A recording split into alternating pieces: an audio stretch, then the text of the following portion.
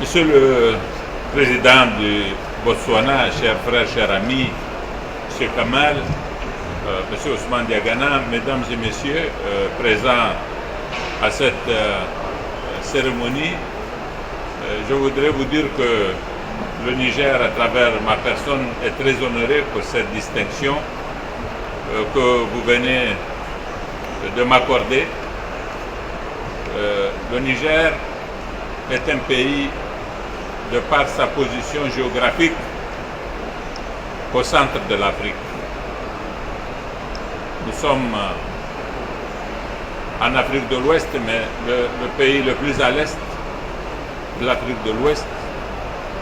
Et nous sommes entre le sud et le nord de l'Afrique de l'Ouest, voisins du Maghreb, voisins de pays comme la Libye, l'Algérie et voisins lointains du Maroc. C'est à ce titre que nous sommes un pays tampon, un pays de passage. Nous avons eu la tâche exaltante, difficile certainement, mais exaltante, de prendre en charge le phénomène de la migration. Nous sommes déjà, en tant que pays sahélien, un pays particulièrement affecté par la dégradation des écosystèmes du fait des sécheresses auxquelles notre pays a été en proie depuis déjà quelques décennies. De toutes les activités économiques que vous pourriez connaître, le pastoralisme a été l'activité la plus affectée par les changements climatiques.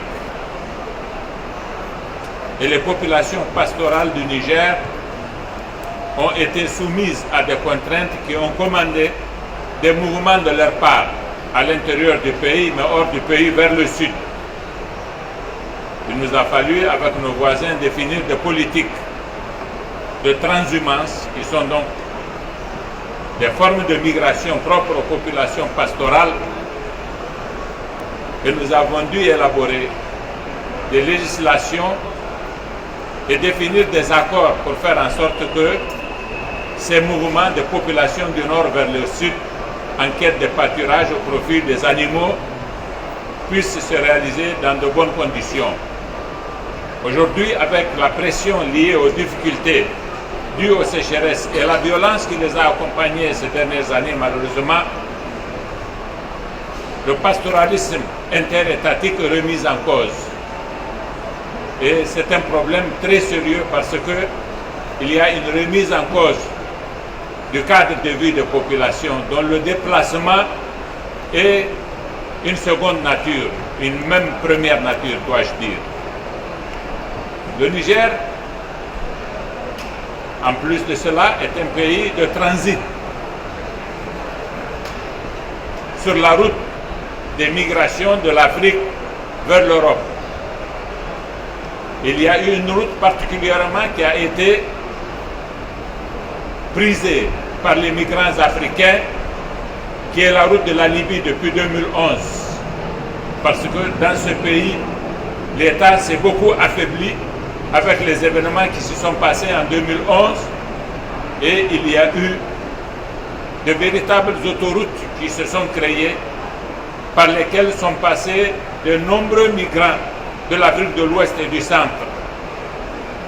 Avec les politiques qui ont été mises en œuvre par un certain nombre de gouvernements de l'Europe, nous avons dû nous concerter pour mettre ensemble des dispositifs en relation avec l'OIM, l'Organisation internationale pour les migrations, et faire en sorte que nous prenions en charge ces flux importants des populations en déplacement vers le nord, de leur propre chef. Mais nous avons aussi mis en place un dispositif pour accueillir ces populations lorsque elles sont renvoyées du nord vers le sud. À ce jour, ce n'est pas moins de 2000 personnes que nous accueillons toutes les 2 semaines à partir de l'Algérie. Et avec l'OIM, nous avons mis en place un dispositif pour faire en sorte que ces ressortissants des pays de l'Afrique de l'Ouest et du Centre puissent retourner chez eux dans les meilleures conditions de prise en charge de notre part. Nous avons défini une stratégie nationale de la migration et nous avons créé tous les instruments qui font en sorte qu'aujourd'hui notre police et notre administration de façon générale soient en mesure de faire face à ces flux, de les prendre en charge dans le respect de la dignité des personnes en déplacement, de concert et de façon totalement intelligente en relation avec l'ensemble des partenaires qui sont impliqués dans cette situation-là. Les dynamiques de population, les dynamiques de déplacement de population sont liées à la vie. Il n'y a pas de vie possible sans déplacement. Et tant que les populations se déplacent, elles sont malheureusement exposées à des situations qui commandent que les États prennent en charge justement ces situations.